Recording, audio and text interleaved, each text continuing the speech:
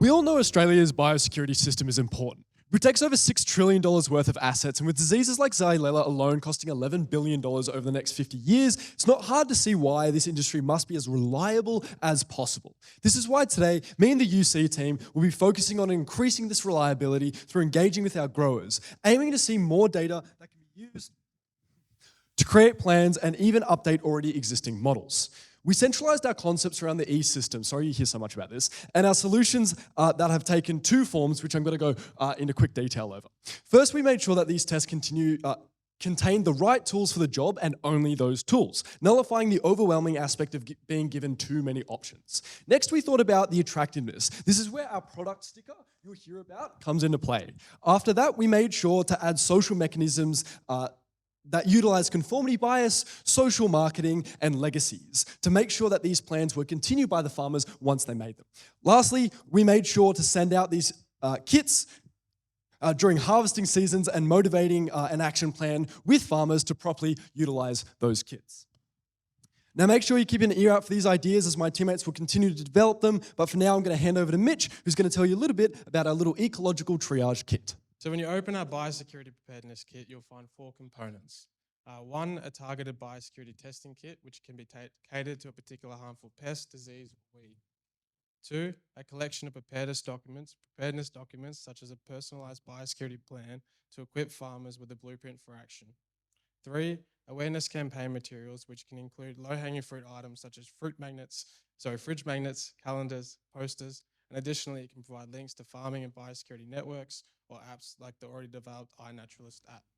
Lastly, and central to our kit is the biosecurity sticker. This is awarded to farmers once they return the testing kit. The sticker will signal to other stakeholders that they're engaging with farmers that actively hold biosecurity in high regard and contribute to a safer Australia. Ultimately, this approach is agile and can be tailored to the depending situation. So our solution draws inspiration from three current Australian initiatives. One, the Citrus Watch. Two, home bow cancer screening kits, and three, Australian-made campaign. Citrus Watch is a national biosecurity project which has improved the preparedness of the citrus industry against exotic pests. The program distributed cost-effective tests, and since its commitment has increased return rates to 59%. Home bow screening kits has achieved a participation rate of over 40% and a return of investment of over $6 for every dollar spent. So in other words, this program made money, and we expect our thing to do the same. The Australian Made campaign describes national sentiment in Australia, which I think we can capitalise on with biosecurity. So 87% of Australians prefer to buy Australian-made products. So we've got the tests, we've got the farmers, but for some reason they're not coming forward with reporting and uptake. So we wanted to understand that behavior that was limiting that uptake. And in that endeavor, we found that the main motivator behind low uptake of testing is a deep mistrust towards the government. Now, 83% of farmers think that the government is not doing enough. This adds to the prevailing frustration of not being included in policy decisions that actively affect their livelihood. 54% farmers reported lack of confidence in the government's policy settings, going as far as to say they're harming the industry. So whatever policy there is, it's not good enough and it's making it worse. So what we're realizing is that farmers have no confidence in the government to come up with the policy decisions that will accurately address their concerns. So in order for farmers to comply to the idea of self-testing and detection, we first need to rebuild that trust between farmers and government. Now, in terms of reporting, farmers often delay reporting positive test results due to the don't be the first one mindset. This is driven by the herd mentality. This behavior, known as the ostrich effect, stems from the reluctance to acknowledge incursions on their farms and the resulting implications. Which brings me to my next point, which is fear of quarantine. They don't want to report because A, their farms will be shut down from the trade for extended periods of time, and that affects their livelihood. And B, all that work they've put into this harvest for all these seasons will be a waste, and that's something they're not willing to come in terms with, that is loss aversion. Now, we understand that the main challenge with this is The main challenge right now is finding a dedicated funding for the development of such a project.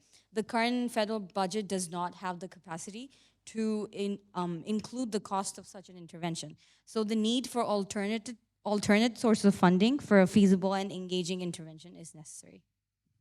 Okay, so we're facing a magnitude of challenges with uptake and compliance of biosecurity measures due to the distrust in government and inherent biases in our farming communities. How do we tackle this? Behavioural economics. Initially, we need to address the perceived distrust in government by reversing anchoring bias. It has been proven that by providing increased inconsistent knowledge reduces the magnitude of anchoring bias. Therefore, through the provision of preparedness documents and awareness campaigns, contradicts the very mechanism that is responsible for the bias, thus reversing the anchor point and resetting the frame to nudge new behaviour. To ensure uptake of testing kits, it is imperative that we embed trust in farmers to maintain autonomy with their practices. Farmers controlling biosecurity testing in their farms, we leverage a sense of ownership and expertise, which in turn nudges them towards participation. Following on from rollout, farmers will be reminded to use their test kits. BETA have proven that sending reminder text messages to complete a certain task improves participation. This work discovered that timely and personalised messages were the most effective. Therefore, our message is tailored to the commodity and climate based on the frequency of yield harvesting as a just-in-time approach. So what about reporting? Here's where our sticker comes in. It's more than a badge, it's an assurance of biosecurity and a powerful motivator. Whether a test is positive or negative, a sticker and expert support is guaranteed. This highlights the importance of early detection and intervention and contributes to our goal, data collection. As farmers conform to testing with the incentive to gain biosecure stickers, the products without a sticker will suffer negative externalities, such as losing the trust of the community, which inherently reduces consumption of non-stickered items, thus inadvertently increasing participation in testing for loss-averse farmers. So within the kit, there will be tailored and tested messages that nudge farmers to report. To ensure that messages received by farmers reap the greatest impact, a pre-intervention trial to test the most effective framing is conducted. These theories include the first intervention, consensus frame. We'll frame the messages here in a manner that draws out conformity bias and allows the strength of this bias to be assessed. Secondly, the legacy frame seeks to understand the group's exponential discounting factor. This draws on the ingrained intergenerational culture of farming and the motivations behind biosecurity action.